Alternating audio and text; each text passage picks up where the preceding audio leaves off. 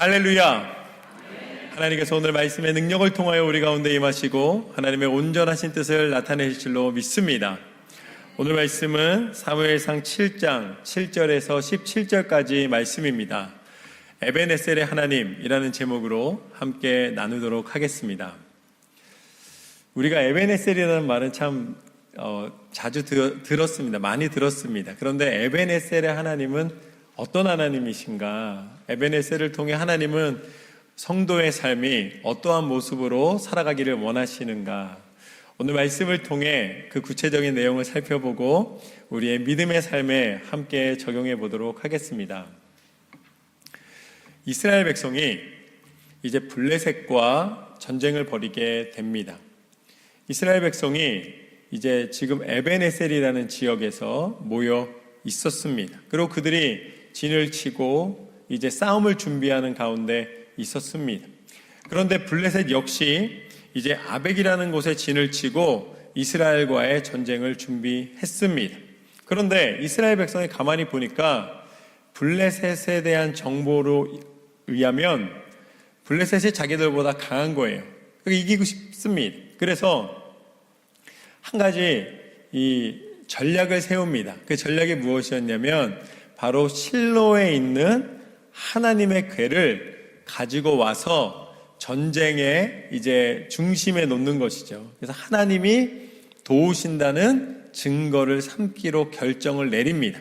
그러니까 블레셋 사람들도 당연히 마음에 부담이 있겠죠. 왜냐하면 이스라엘 하면은 그 당시의 군사력에 비해서 홍해를 건너서 왔고 광야를 지나왔고 또 가나안 땅에 들어올 때에 많은 승리를 거뒀다는 것을 알고 있었기 때문에 전력상으로는 블레셋이 유리하지만 그들의 소문 때문에 마음에 큰 부담이 있었습니다. 그런데 그 하나님의 궤까지 그곳으로 옮겨놨으니 블레셋 역시 마음의 부담이 여간 큰 것이 아니었습니다. 그런데 이제 전쟁이 시작됐습니다. 그런데 결과는 어떻게 됐는가? 이스라엘의 참패로 끝나고 맙니다. 하나님의 궤를 가져왔음에도 불구하고 이스라엘이 패배한 것이죠. 그 이유는 분명합니다.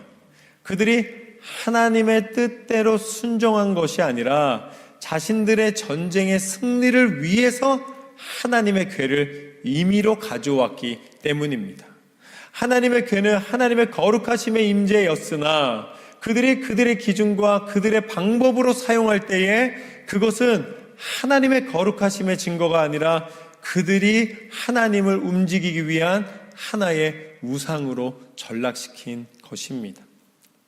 모세가 시내산에 십계명을 받으러 올라갔을 때 세운 금신상과 다를 바 없이 만들었던 것입니다. 그렇게 이스라엘이 큰 패배를 겪었습니다. 블레셋은 승리감에 이제 취하게 됩니다. 야, 우리가 이제 이겼구나.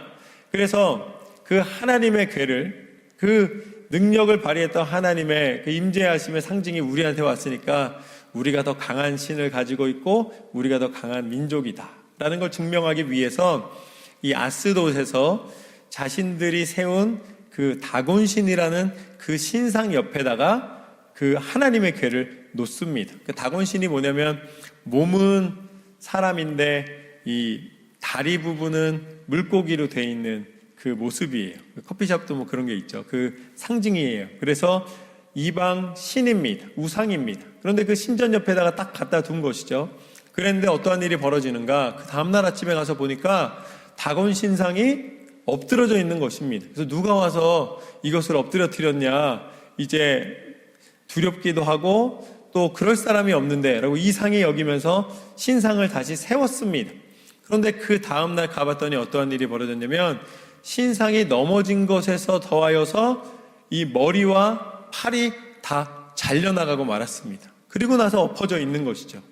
그런데 신상이 엎어졌을 뿐만 아니라 그 아스돗이라는 지역에 이 종기가 나기 시작하는, 사람들한테 종기가 퍼지기 시작하는데 그 전염병으로 이 독한 종기가 나서 많은 사람들이 이제 위험에 빠지게 되었습니다. 그러니까 아무래도 이 하나님의 궤를 우리가 가져와서 그런 것 같다라고 여겨져서 그것을 가드로 옮기라 그럽니다. 그래서 가드라는 지역으로 옮겼더니 가드에 가서도 역시 그 지역에 심한 독종이 나타나서 사람들이 큰 어려움을 겪게 됩니다. 그러니까 가드 사람들도 이거 우리가 맡을 수 없다고, 그래서 다시 어디로 옮기냐면 에그론이라는 곳으로 옮깁니다. 그랬는데 그 에그론이라는 곳에 옮겼더니 어떠한 일이 벌어지는가? 에그론에서는 사망의 환란이 일어나고 아예 그냥 사람이 그냥 죽는 거예요. 그 다음에 남아있는 사람에게도 또 똑같이 독종이 생기게 된 것이죠. 그래서 블레셋 사람들이 하나님의 궤가 움직이는 곳마다 사람들이 질병에 걸리고 그것으로 인하여서 어려움을 겪게 되니까 도저히 안 되겠다 해서 이것을 이제 내보내자라고 결정을 내립니다. 그래서 수레에 실어서 이제 내보냅니다. 그래서 어디로 갔냐면, 이 수레가 어디로 갔냐면 벳세메스라는 유다 땅으로 가게 됩니다. 거기에는 이제 레위 지파에게 분류되어 있던 성읍이 있었습니다. 그러니까 벳세메스 사람들이 이 하나님의 궤가 오는 것을 보면서 좋아합니다. 그리고 그들이 이제 제사를 정성껏 드립니다. 그래서 그들에게 이 하나님의 궤가 임한 것이 기쁨이 됐습니다. 다시 회복한 것이 된 것이죠. 그런데 그들이 하나님의 궤를 딱 보니까 너무 궁금한 거예요. 도대체 저 궤가 왜 하나님의 거룩한 궤일까? 그래서 그들이 호기심으로 하나님 앞에 제사도 잘 드려놓고서는 하나님의 뜻을 구하고 하나님 앞에 응답받고 행한 것이 아니라 그냥 호기심으로 언약궤를 열었습니다. 그랬더니 어떠한 일이 벌어지는가? 언약궤를 여는 순간 벳세메스에 사는 사람들 5만 70명이 죽임을 당하게 됩니다. 그 바람에 그들은 너무나 큰 두려움에 들어가게 되었습니다. 그들이 큰 두려움이 임하게 된 것이죠. 그래서 그들이 이제 이것을 어떻게 할까 고민을 합니다. 그래서 그때 기랏 여아림 사람들한테 부탁을 하는 것입니다.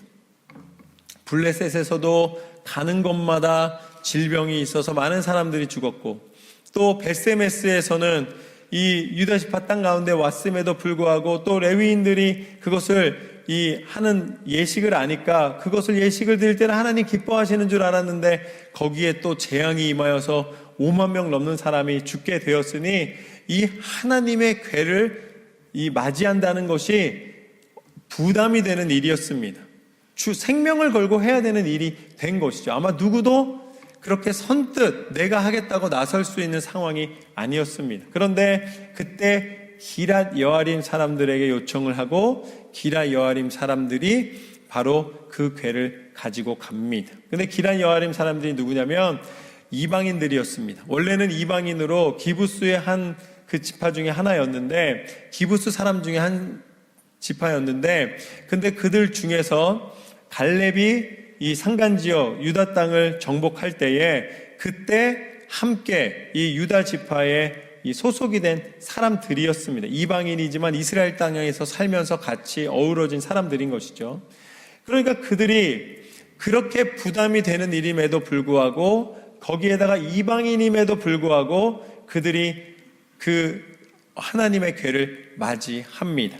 그래서 어디로 맞이하냐면 바로 아비나답의 집으로 맞이하게 됩니다. 사람들이 다 무서워하고 받아야 되나 말아야 되나 고민하고 있을 때 그 아비나답의 집에 하나님의 궤를 모셨습니다. 그랬더니 하나님께서는 그 곳에 이제 더 이상 재앙이나 질병을 내리지 않으시고 그 아비나답의 집에서 20년 동안, 오늘 이제 다시 기도가 회복되는 시간까지 하나님이 보존하게 하여 주십니다. 그래서 아비나답의 집이 하나님의 궤를 모시고 그곳에서 하나님 앞에 섬기는 그 지역으로 은혜를 입게 된 것이죠. 그 이후로도 다윗이 그 궤를 예루살렘으로 옮기기 전까지 거의 70년 넘게 시간을 그곳에 머물게 됩니다. 그들이 하나님 은혜를 입게 되었습니다. 그 다음 장면이 무엇인가? 그러한 조건 속에 레위인이냐 아니면 전쟁에 승리한 민족이냐가 중요한 것이 아니라 그들이 정성으로 하나님 앞에 맞이하였을 때 하나님의 허락하심으로 하나님의 궤를 모실 수 있는, 하나님의 궤를 유지할 수 있는 은혜를 입은 상태에서 오늘 말씀이 시작이 됩니다. 4절부터 6절까지 말씀을 보면 이렇게 나와 있습니다. 이에 이스라엘 자손이 바알들과 아스다롯을 제거하고 여호와만 섬기니라. 사무엘이 이르되 온 이스라엘은 미스바로 모이라. 내가 너희를 위하여 여호와께 기도하리라 하매 그들이 미스바에 모여 물을 길어 여호와 앞에 붓고 그날 종일 금식하고 거기에서 이르되 우리가 여호와께 범죄하였나이다 하니라. 사무엘이 미스바에서 이스라엘 자손을 다스리니라. 아멘. 이것이 오늘 말씀의 첫 번째 교훈입니다. 하나님은 기도하는 백성을 통치하신다. 하나님은 기도하는 백성을 통치하신다. 이스라엘 백성이 이제 그 소식을 들었습니다. 아비나답의 집에 갔더니 이제 그런 어떤 사람이 죽는 일이나 재앙이 임하지 않고 그곳에 잘 있는 것을 듣게 된 것이죠. 그랬더니 이제 사무엘이 그 이스라엘 백성 가운데 미스바로 모이라고 선포합니다. 그리고 그들이 미스바에 모여서 기도를 시작하였습니다. 지금까지는 군사적인 목적으로 자신들이 뭔가 정복하기 위한 힘을 기르기 위해서 모였었다면 이제 그 패배의 쓰라린 아픔 가운데 그들은 다시 미스바로 모여 기도하기 시작합니다. 그런데 그냥 기도가 아니라 오늘 본문에 뭐라고 나와 있는가? 그들이 회개하며 기도하기 시작하였다. 하나님은 어떤 하나님이신가? 하나님은 당신 앞에 정직히 나와 하나님 앞에 간구하며 하나님 앞에 회개하며 하나님 앞에 그 마음을 쏟아놓고 이제는 세상적인 기준이 아니라 하나님 앞에 온전히 서는 백성을 기뻐하시고 그 백성 가운데 임하시는 하나님이십니다. 하나님은 하나님 앞에 기도하는 백성을 찾으시고 그 백성을 축복해 주시기를 원하십니다. 그런데 이스라엘 백성이 기도하기 위하여 모였습니다. 우리가 기도할 때 우리가 마음을 다시 정리하고 이제는 기도로 나아가야겠다 회개하고 돌아섰을 때 우리를 그냥 내버려 두지 않습니다. 다시 그 회개한 영혼이 어려움을 겪고 또 그 가운데 이겨내야 하는 것들이 생깁니다. 오늘 똑같은 장면이 바로 그 뒤에 나옵니다. 7절과 8절 말씀을 보면 이스라엘 자손이 미스바에 모였다 함을 블레셋 사람들이 듣고 그들의 방백들이 이스라엘을 치러 올라온지라. 이스라엘 자손들이 듣고 블레셋 사람들을 두려워하여 이스라엘 자손이 사무엘에게 이르되 당신은 우리를 위하여 우리 하나님 여호와께 쉬지 말고 부르짖어 우리를 블레셋 사람들의 손에서 구원하시게 하소서 하니. 이스라엘 백성이 미스바에 모였습니다. 그때는 군대 작전을 한 것이 아니라 하나님 앞에 기도하기 위하여 모였기 때문에 그들의 손에는 칼이나 무기가 있지 않았습니다. 그런데 블레셋 사람들이 그 소식을 듣게 됩니다. 그러니까 이때가 기회라고 생각을 하고 기도하고 있는 미스바에 모여있는 이스라엘 백성을 치러 군사를 정비해서 올라옵니다. 이스라엘 백성에게는 위기의 상황이었습니다. 그들이 또 블레셋 사람들이 오고 있다는 소식을 들었습니다. 그러니까 당연히 두려움이 임하게 됩니다. 왜냐하면 자기들은 정비가 되어 있는 상태가 아닌데 블레셋 사람들은 무기를 갖고 군사를 정비하여 오고 있기 때문입니다. 그런데 이 상황에서 이스라엘 백성이 달라진 것이 있습니다. 그 전에는 기도보다 자신들의 힘을 기르고 자신들의 문제를 이겨내겠다는 스스로의 결정이 앞섰는데 이번에는 당장 눈에 보이기에는 연약해 보이지만 그들은 사무엘을 찾으며 사무엘에게 요청을 합니다. 우리를 위하여 쉬지 말고 기도해 달라. 우리가 연약한 가운데 위기 속에 있으니 하나님 앞에 부르짖어 이 위기를 넘어설 수 있는 길을 허락하여 달라고 요청하기 시작합니다. 하나님은 기도하는 백성과 함께하여 주시는 줄로 믿습니다. 지금까지는 무기를 갖추고 군사력을 갖추는 것으로 승부를 거르려고 하였다면 오히려 그들이 하나님의 뜻을 구하며 하나님 앞에 나아왔을 때에 그들에게 희망이 생긴 줄로 믿습니다. 왜냐하면 하나님의 통치, 하나님의 다스리심, 하나님의 임재하심이 그들 가운데 나타나기 시작했기 때문입니다. 과거에는 언약궤를 가져와서라도 내 방법을 써서라도 이겨야겠다라는 결정과 그런 희망이 그들의 삶의 목표였다면 이제는 하나님 앞에 겸손히 마음을 낮추고 부르짖으며 기도할 때에 하나님은 그 백성을 긍휼히 여겨주시는 하나님이신 줄로 믿습니다. 그래서 9절 말씀에 보면 이렇게 나와 있습니다. 사무엘이 젖먹는 어린 양 하나를 가져다가 온전한 번제를 하나님께 드리고 이스라엘을 위하여 여호와께 부르짖음에 여호와께서 응답하셨더라. 할렐루야.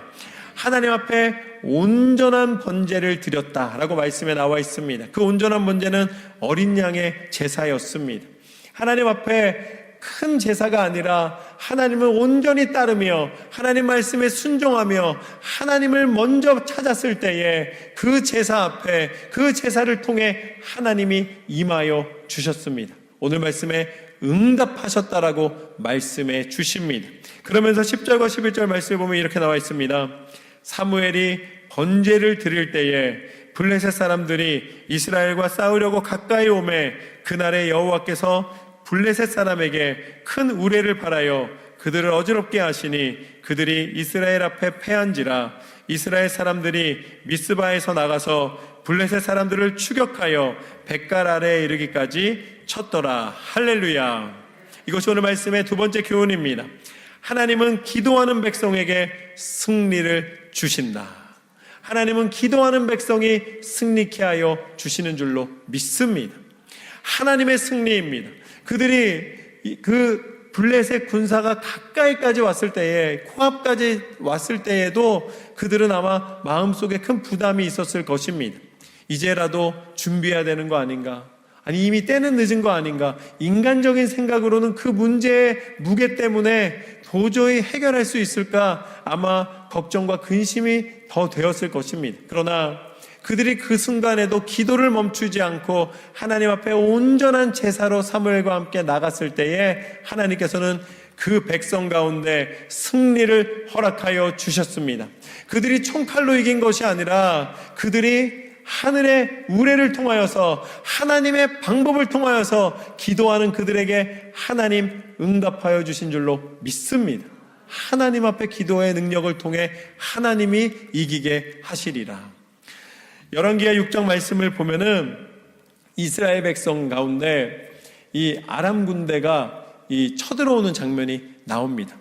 그런데 아람 왕이 군사적으로나 아니면 어떤 전술적으로나 뛰어났기 때문에 당연히 이길 것 같은데 자신들이 이 전략을 세워서 이 오른쪽에 있는 산을 돌아서 침범을 하자. 그러면은 거기에 딱 이스라엘 백성이 기다리고 있는 거예요. 그러면은 이쪽으로 한번 가보자. 그러면 아니나 다를까 또 기다리고 있는 거예요. 번번이 갈 때마다 실패를 하는 겁니다. 그러니까 아람 왕이 이제 의심이 되는 거죠. 분명히 이건 우리 안에 스파이가 있다. 누가 공모하는 사람이 있다라고 여겨서 다 색출하라 그럽니다. 근데 없는 것이죠. 아무도 그 스파이가 있지 않았습니다. 그러니까 아람 왕이 도대체 이스라엘 이 군대가 어떻게 우리가 가는 방향을 다 알고 미리미리 이렇게 방비하고 막아내냐는 말인가? 그랬더니 그 중에 한 명이 이야기를 해줍니다. 이스라엘 땅에는 한 선지자가 있어서 그 선지자가 왕이 침상에서 하는 말을 생각하는 구상하는 것을 다 이스라엘 군사에게 알려주더이다 라고 이야기를 해줬습니다. 그래? 그러면은 그 사람만 죽이면은 이제 우리가 군사력도 더 세니까 이기지 않겠느냐? 그래서 대군을 이끌고 이 엘리사에게 찾아갑니다. 엘리사 선지자에게. 근데 엘리사 선지자에게는 한 명의 사환이 있었습니다. 그러니까 둘이 있는데 그 군대가 가는 것이죠. 군대가 가서 엘리사를 이제 넘어뜨리기 위해서 그 집안을 다 부서뜨리고 이제 그 모든 미리 방비하는 것을 없애버리려고 찾아갑니다. 그랬더니 이 엘리사의 사환이 멀리 보니까 아람의 군대가 오는 것입니다. 그 무시무시한 군대가 오는 것이죠. 그러니까 엘리사한테 가서 급하게 이야기합니다. 엘리사요. 큰일 났습니다.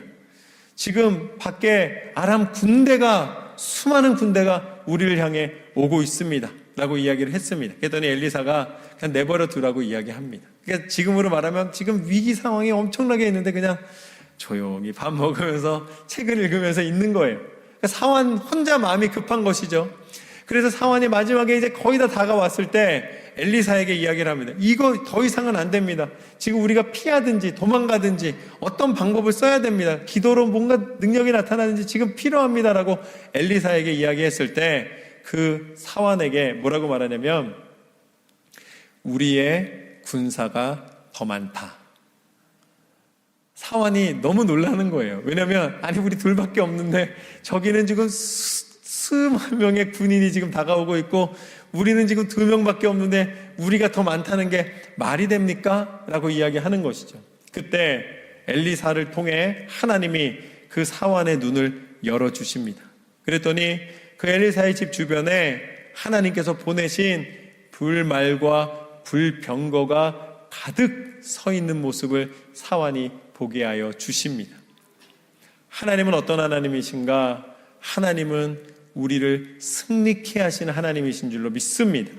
세상의 전쟁은 숫자로 하고 세상의 전쟁은 능력으로 하지만 믿음의 전쟁은 하나님 앞에 믿음의 기도를 통해 싸우게 하시는 줄로 믿습니다. 하나님의 사람은 믿음으로 서는 것입니다.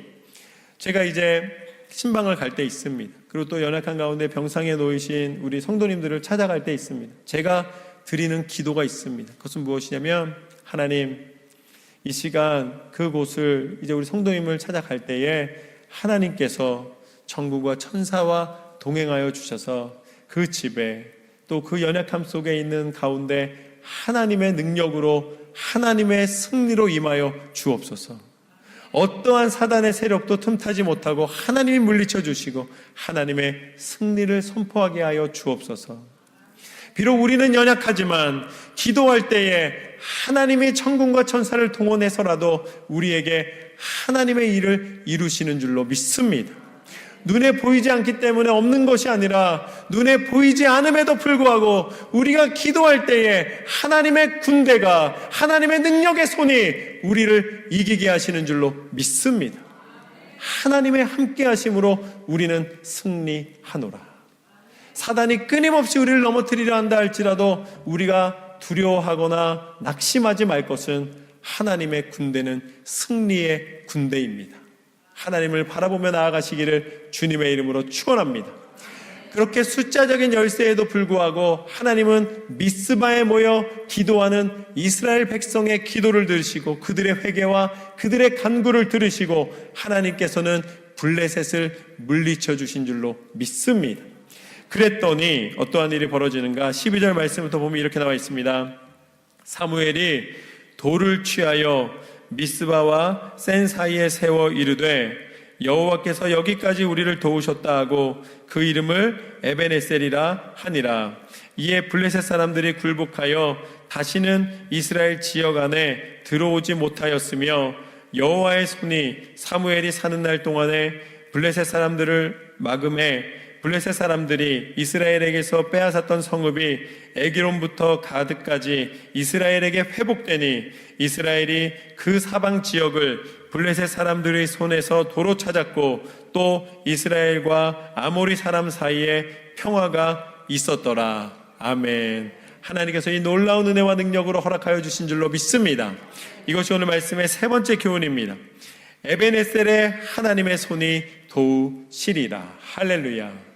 에벤에셀의 하나님의 손이 도우시리라. 이 에벤에셀의 에벤은 돌이라는 뜻입니다. 그리고 에셀은 에제르, 그래서 도움이라는 뜻입니다. 도움의 돌이라는 뜻인 것이죠. 그래서 하나님이 도우셔서 기도하는 이스라엘 백성이 승리하였다라고 그 돌을 세우며 하나님 앞에 기념하며 감사를 고백한 곳입니다. 그러니까 맨 처음에 에벤에셀에부터 그 전쟁이 시작됐다고 할 때에는 그때는 에벤에셀이라는 이름이 없었습니다. 나중에 이제 그 지역이 에벤에셀이 됐기 때문에 이제 부른 것이지, 지금 이 순간 하나님의 승리가 선포된 이 순간에 에벤에셀의 돌이 세워지고 그 지역 이름을 에벤에셀이라고 부르게 된 것입니다. 그 전에는 인간적인 힘으로 그들이 군사를 정비하여 모였으나 오히려 패배하였던 장소가 하나님 앞에 기도함으로 하나님의 승리를 선포하는 곳으로 변화시켜 주신 줄로 믿습니다. 에베네셀의 하나님을 의지할 때에 하나님은 에베네셀, 우리를 도우시는 하나님이십니다. 우리를 홀로 두지 않으시는 하나님이십니다. 그곳에서부터 시작하여 하나님께서는 이스라엘 백성이 땅을 기업으로 다시 회복하게 만들어주시고 모든 전쟁 가운데 하나님을 의지하는 자에게 승리를 주시고 마침내 하나님의 백성임을 선포케 하여 주신 줄로 믿습니다. 나를 도우시는 분 에베네셀의 하나님이 나와 함께 하시리라. 그러기에 15절부터 17절까지 말씀을 보면 이렇게 나와 있습니다. 사무엘이 사는 날 동안에 이스라엘을 다스렸으되 해마다 베델과 길갈과 미스바로 순회하여 그 모든 곳에서 이스라엘을 다스렸고 라마로 돌아왔으니 이는 거기에 자기 집이 있음이니라. 거기서도 이스라엘을 다스렸으며 또 거기에 여호와를 위하여 제단을 쌓았더라. 아멘. 그전에는 실로에 여호와의 하나님의 궤가 있고 그 지역을 통해 하나님의 임재하심이 있었다면 이제 이 미스바의 기도의 사건을 통하여서 그 이후로는 오늘 말씀에 나와 있는 것처럼 사무엘이 베델에 갔습니다. 야곱이 하나님을 만난 장소입니다. 길갈에 갔습니다. 요단을 건너 처음으로 하나님 앞에 나아간 곳입니다. 미스바로 갔습니다. 오늘 회개하며 모여 하나님의 승리를 선포한 곳입니다. 라마로 갔습니다. 그곳은 사무엘이 거하던 집이라고 나와 있습니다. 그러니까 곳곳에서 순회하며 사무엘이 기도하였고 제단을 쌓았다고 나와 있습니다. 마침내 자신의 집에까지 와서도 제단을 쌓았다고 나와 있습니다. 이것은 우상을 섬기기 위함이 아니라 하나님이 이 사무엘이 다스리는 기간 동안에는 무엇을 허락해 주셨는가? 하나님의 임재하심이 장소에서 하나님의 임재로, 하나님으로 바뀌었다는 것입니다. 장소에 하나님이 임해 주시는 것이 아니라 하나님이 운행하시고 하나님이 임해 주시는 곳을 통하여 하나님의 제단이 쌓이고 하나님의 영광을 드러내게 하여 주신 줄로 믿습니다. 그리고 마침내 사무엘이 거하는 그 라마라는 지역까지 왔다는 것은 모든 순회를 하며 사람들을 위하여 돌아다니다가 자신이 집으로 돌아왔을 때 역시 자신의 일상 속에서도 자신의 삶의 터전 속에서도 하나님을 향한 제단과 하나님을 향한 온전한 예배가 회복되었다는 것을 의미합니다. 하나님은 하나님을 온전히 섬기며 예배하는 자를 기뻐하여 주시는 줄로 믿습니다. 하나님은 도우시는 하나님이십니다. 하나님이 임하여 주시는 하나님이십니다. 그리고 하나님께서는 그 도우심의 손을 거두지 않으시는 하나님이신 줄로 믿습니다. 여호와의 손이 그에게 임하여 주셨다. 하나님의 손이 임하심으로 말미암아 그 땅 가운데 승리가 선포되고 하나님을 만나는 역사가 있었다면 이제는 하나님이 직접 육신을 입고 우리 가운데 창조주이신 하나님이 찾아와 주셔서 우리와 동행하여 주시고 우리 가운데 하나님의 도우심의 증거를 완전케 하여 주신 줄로 믿습니다. 그분이 누구신가? 그분이 바로 예수 그리스도이십니다. 예수님께서는 예수님의 행하시는 모습을 통해 우리 가운데 위로를 허락하여 주시고 참 생명의 능력을 보여주시고 우리 가운데 영원한 생명을 약속하여 주셨습니다. 그리고 그것을 이루시기 위하여서 십자가에 달려 죽기까지 포기하지 않으신 줄로 믿습니다. 우리를 도우시는데 어디까지 도우시는 하나님이신가? 당신의 생명을 아낌없이 우리에게 내어주시기까지 그 손을 펼치시사 우리를 붙잡아 주시고 우리를 끝까지 책임져 주시는 하나님이신 줄로 믿습니다. 그래서 그 십자가의 보혈의 능력을 통해 우리를 씻어주시고 그 십자가의 능력을 통해 죽음과 사망의 권세를 모두 다 깨트리시고 하나님께서는 우리 가운데 영원한 승리를 허락하여 주셨습니다. 그 승리의 증거 예수 그리스도의 부활의 능력을 통해 그 이름을 부르는 자마다 영원한 생명의 능력을 힘입고 하나님 나라 천국 백성 되는 은혜를 허락받은 줄로 믿습니다. 그 은혜를 기억하며 날마다 에베네셀의 하나님, 나를 도우시는 하나님, 생명 다하기까지 우리를 붙잡아 주시는 예수 그리스도의 이름 안에 평안을 누리시기를 주님의 이름으로 축원합니다. 오늘 말씀을 통해 우리는 세 가지의 은혜를 나누었습니다. 에베네셀의 하나님은 누구신가? 첫 번째, 하나님은 기도하는 백성을 통치하신다. 하나님의 다스림 가운데 있는 백성이 안전과 평화를 누리는 줄로 믿습니다. 두 번째, 하나님은 기도하는 백성에게 승리를 주신다. 하나님 앞에 기도할 때에 반드시 응답해 주시는 하나님이심을 기억하십시오. 마지막으로 에벤에셀의 하나님의 손이 도우시리라. 홀로 있지 않다는 것을 기억하시고 끝까지 영원한 생명 가운데 우리를 붙잡아 주시는 하나님을 의지하며 기도로 승리하시는 저와 여러분의 삶이 되시기를 주님의 이름으로 축원합니다.